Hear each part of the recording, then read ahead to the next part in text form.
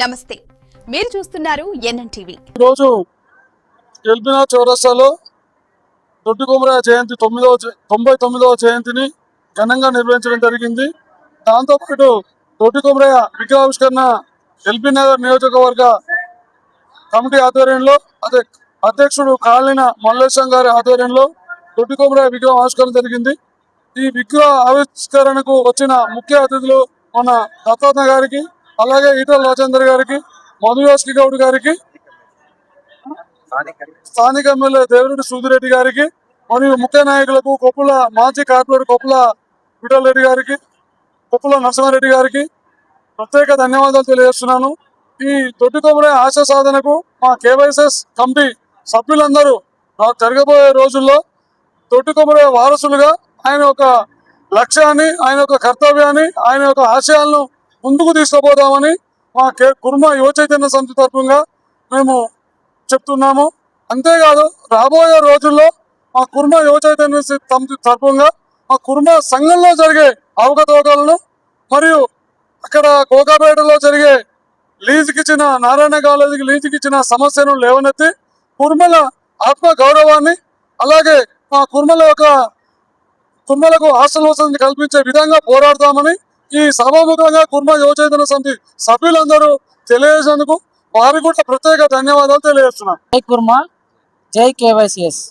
ఈరోజు మన ఎల్బీ నగర్ చౌరస్తాలో దొడ్డి కొమరయ్య కుర్మ గారి విగ్రహావిష్కరణ కార్యక్రమం కుర్మ యువ చైతన్య సమితి ఎల్బీ నగర్ కమిటీ ఆధ్వర్యంలో ఘనంగా నిర్వహించడం జరిగింది. ఆ మహనీయునికి నివాళులు అర్పించడం జరిగింది.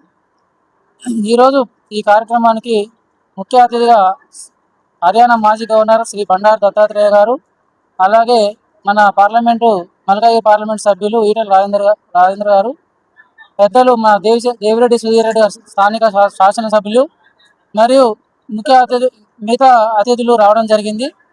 ఈ కార్యక్రమాన్ని మేము ఒక 15 రోజులలో చేయడం జరిగింది. అంటే అది ఎట్లా వచ్చిందంటే, మాకు దొడ్డి కొమరయ్య వారసులుగా ఆ దొడ్డి కొమరయ్యని 99వ జయంతి ఉత్సవంగా ఈరోజు నేను కమిట్మెంట్తో పనిచేసిన. అంటే 3 తారీఖు సాధ్యం కదా మా రాష్ట్ర అధ్యక్షులు చెప్పారు. కాదు ఖచ్చితంగా ఆ రోజు జయంతి ఉంది, ఆ రోజే చేసుకోవాలి మనం అని చెప్పి ఒక కమిట్మెంట్తో పనిచేసి ఈరోజు ఈ కార్యక్రమాన్ని చేసుకోవడం జరిగింది. దానికి నా యొక్క అదృష్టంగా నేను భావిస్తున్నా. ఎందుకంటే ఇప్పటిదాకా ఇక్కడ మన ఎల్బీ నగర్ గడ్డ మీద దొడ్డి కొమరయ్య విగ్రహం అనేది లేదు. అంటే మేము ఒక 1000 కుటుంబాలు, దాదాపు 5-6 వేల కుటుంబాలు ఇక్కడ నివసిస్తున్నాం. అంటే మా కుర్మలకు అస్తిత్వం కావాలంటే ఇలాంటి కార్యక్రమాలు చేస్తేనే కుర్మలు అంటే ఏంది, ఇక్కడ ఇంత జనాభా ఉన్నదా అనేది పెద్ద మనసులో తెలవాలి. మరి ఇలాంటి కార్యక్రమాలు ముందు ఇంకా ఎన్నో చేస్తాం. శత జయంతి సందర్భంగా మళ్ళీ ఇదే కార్యక్రమం ఘనంగా నిర్వహిస్తామని చెప్పి నేను చెప్తా ఉన్నాను. ఇంకో విషయం ఏంటంటే, మా కులంలో మేము పెద్దలని చెప్పుకుంటున్నాం. అయితే నేను వాళ్ళని దూషించట్లేదు, వాళ్ళని మేము తప్పు పట్టట్లేదు. ఇప్పటికైనా మీరు యూటర్న్ తీసుకోండి, మిమ్మల్ని వేడుకుంటున్నాం, బతిమాడుకుంటాం అనుకోండి. ఎవరైనా సరే వీళ్ళు మెత్తగారు ఇంటారని చెప్పి మీరు గొర్రెపోతుల్లాగా గొర్రె పిల్లలు అనుకోకండి. మేము గొర్రె పొడేళ్ళు తగరులాగా తయారవుతాం. మిమ్మల్ని ఎక్కడ కూడా యూటర్న్ తీసుకొని ఏదైతే దొడ్డి కొమరయ్య ఆత్మగౌరవం ఉందో దాన్ని తిరిగి వెంటనే మీరు కుర్మ హాస్టల్ విద్యార్థులకు వసతి కల్పించాలి. లేని ఏడల మీరు ఏదో చాకులు చెప్తారు. ఏమంటారు అంటే, ఇవాళ దొడ్డి కొమరయ్య భవనంలో ఎంతమంది బతారు తమ్మి, ఎంతమంది చదువుతారు, మన దాంట్లో ఐఏఎస్లు ఉన్నారా, ఐపీఎస్లు అవుతారా అని మీరే నీరు కారుస్తారు.